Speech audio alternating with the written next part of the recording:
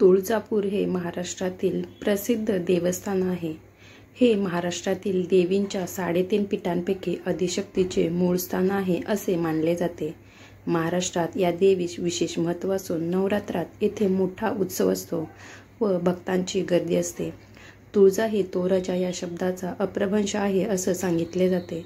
धाराशिव जिल्ह्यात असलेले हे देवालय सोलापूरपासून प्रवाशांच्या दृष्टीने अगदी जवळ आहे. देवीचे मंदिर बालाघाटातील एका डोंगर माथ्यावर असल्याने अगदी जवळ गेल्याखेरीज या मंदिराचा कळस दिसत नाही. महाराष्ट्राची कुलस्वामिनी म्हणून तुळजाभवानी देवीस अग्रमान आहे. स्वराज्य स्थापना करणारे छत्रपती श्री शिवाजी महाराज यांची ही कुलदेवता होय. या देवीच्या आशीर्वादाने शिवाजी महाराजांना स्वराज्य स्थापनेची प्रेरणा मिळाली. देवींनी महाराजांना दृष्टांत देऊन महाराष्ट्रावरील दुष्टचक्राचे निवारण करण्यासाठी भवानी तलवार दिली होती अशी आख्यायिका आहे. भोसले घराण्याची ही कुलदेवता आहे. मंदिराच्या काही भागाची धाटणी ही हेमाडपंथी आहे. मंदिराचे धार्मिक पूजेचे व्यवस्थापन व पुरोहितांचे अधिकार मराठा 143 पाळीकर भोपे कुळांकडे आहेत. स्कंद पुराणातील सह्याद्री खंडात श्री तुळजाभवानीची अवतार कथा आहे. कृतयुगात कर्दम ऋषी पत्नी अनुभूती तपस्यात असताना कुंकर या दैत्याने तिचे पावित्र्य भंग करण्याचा प्रयत्न केला. तपस्वी अनुभूतीने पावित्र्य रक्षणासाठी देवी भगवतीचा धावा केला. देवी भगवती साक्षात प्रकटली व कुकर या दैत्याशी युद्ध करून त्याचा वध केला. साध्वी अनुभूतीच्या विनवणी करून देवी भगवंतीने या पर्वतराईत वास्तव्य केले. भक्तांच्या हाकेला त्वरित धावून येणारी व मनोरथ पूर्ण करणारी म्हणून ही देवी त्वरित म्हणजे तुळजा भवानी या नावाने ओळखली जाते. कृतयुगाच्या वेळी कर्दम ऋषींची पत्नी अनुभूती हिच्याबद्दल कुंकर नावाच्या दैत्याला अभिलाषा उत्पन्न झाली होती. तिच्या पतिव्रताचा भंग करण्याचा त्याने प्रयत्न करताच देवी पार्वतीही धावून आली. तिने दैत्याचा नाश केला. त्वरित धावून येणारी म्हणून ती त्वरिता किंवा मराठीत तुळजा. छत्रपती शिवाजी महाराजांना स्वराज्याच्या स्थापनेसाठी देवीने भवानी तलवार दिली असे मानले जाते. त्यामुळे महाराजांनीही तिला कुलस्वामिनी मानून तिची प्रतापगडावरही प्रतिष्ठापना केली होती. या देवीला छत्रपती शिवाजी महाराज आणि समर्थ रामदास स्वामी कुलस्वामिनी मानतात, तर भगवान श्रीराम हे हिचा वरदायिनी आहे असा उल्लेख करतात. भक्ती आणि शक्तीचा आविष्कार असणाऱ्या श्री तुळजाभवानी मातेचा नवरात्र महोत्सव अश्विन महिन्यात शुद्ध प्रतिभेपासून कोजागिरीपर्यंत चालतो.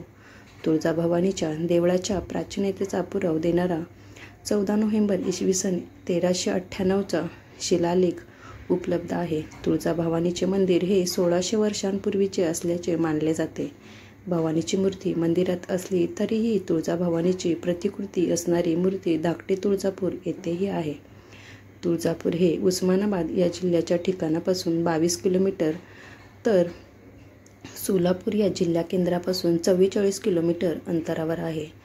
मुख्य मंदिराभोवती मोठे प्रांगण आहे आणि आजूबाजूला प्रशस्त ओवऱ्या आहेत. मंदिराचे बांधकाम हेमाडपंथी आहे.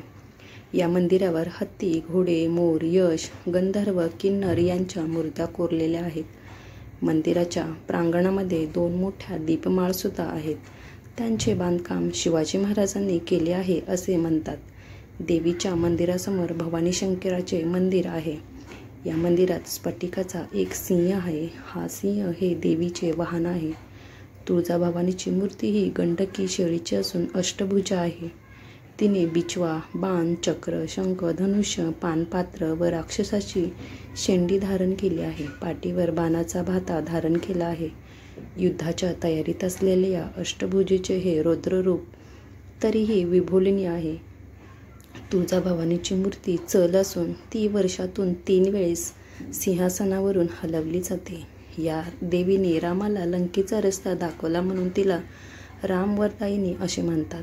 रामाला दिशादर्शन करणारी, शिवाजी महाराजांना आणि अख्ख्या महाराष्ट्राला प्रेरणा देणारी अशी ही तुळजाभवानी आहे. महाराष्ट्राचे कुलदैवत आहे. महाराष्ट्राचे आराध्य दैवत छत्रपती शिवाजी महाराज व धर्मवीर छत्रपती संभाजी महाराज यांच्यासह समस्त महाराष्ट्रांची कुलस्वामिनी आहे. श्री तुळजाभवानी मंदिराचे मुख्य पुजारी हे मराठी पाळीकर भोपे कुळातील आहेत. 16 सहाय्यक मुख्य पुजारी व्यतिरिक्त 143 मुख्य पुजारी आहेत, जे यात्रेकरांना सेवा देतात. यात्रेकरू चाड्या, ब्लाऊज पीस, बांगड्या, नारळ, सिंदूर, हळद यांसह पूजा ओठी, देवीच्या पूजेला आलेल्या भक्तांना निवास, भोजन, विधी अर्पण करून यात्रेकरांसाठी यजमान म्हणून काम करणाऱ्या विशिष्ट पुजारी कुटुंबाशी सामान्यतः दीर्घकाळाचे नाते असते. कुलधर्म, कुलाचार, पूजेचे साहित्य, फुलांच्या माळा आणि नैवेद्य प्रसाद शाकाहारी असू शकतो किंवा काही वेळा बळी दिलेल्या बकऱ्याचे मांस असू शकते. महाराष्ट्रातील इतर मंदिरातील ब्राह्मण किंवा गुरव पुजाऱ्यांप्रमाणे तुळजाभवानी मातेचे मुख्य पुजारी हे मराठा आहेत.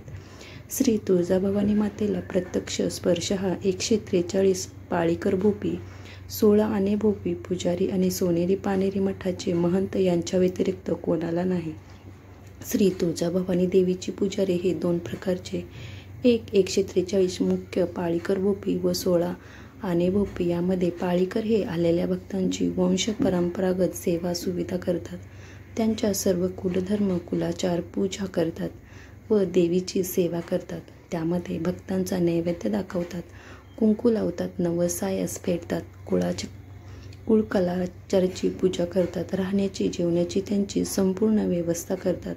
तर भोपी ही देवीची पाळीपाळीने पूजा करतात. तुळजाभवानी मंदिरात ब्राह्मण, गुरव, वाणी समाजाचे पण पुजारी आहेत. ते आपापल्या लोकांची सेवा करतात. संपूर्ण भारतात कुलदैवता म्हणून या देवीला विशेष मान आहे. कृतयुगात अनुभूतीसाठी, त्रेतायुगात श्रीरामचंद्रांसाठी, द्वारयुगात धर्मराजासाठी व कलियुगात छत्रपती शिवरायांसाठी आशीर्वाद रूप ठरलेली ही भवानी भक्तितारणी वरप्रसादिनी आहे. अनेक प्रदेशातून विविध जातीपंथांचे भाविक येथे येतात. येथील मंदिराच्या दक्षिणेकडील दरवाजास परमार दरवाजा म्हणतात. जगदेव परमार या महान देवी भक्तीने आपले मस्तक 7 वेळा देवीला अर्पण केले, अशी श्लोकरचना या दरवाजावर कोरली आहे. सभामंडपात पश्चिम दिशेला गर्भगृह असून चांदीच्या सिंहासनात पूर्वाभिमुख अशी श्री तुळजाभवानी देवीची रेखीव व प्रसन्न मूर्ती आहे. मूर्ती गंडकी शैलीची असून प्रमाणबद्ध आहे. अष्टभुजा महिषासुरमर्दिनी असे देवीचे मनोहर रूप आहे. देवी भवानीचे हे स्थलांतर करता येणारी मूर्ती आहे. वर्षातून 3 वेळा ही मूर्ती मंचकी पलंगावर विसावते, असं इतर कोठेही आढळत नाही. गर्भगृहाच्या भिंतीवर छोटी छोटी आकर्षक शिल्पे आहेत. सभामंडपात उत्तरेस देवीचे शयनगृह असून इथे चांदीचा पलंग आहे.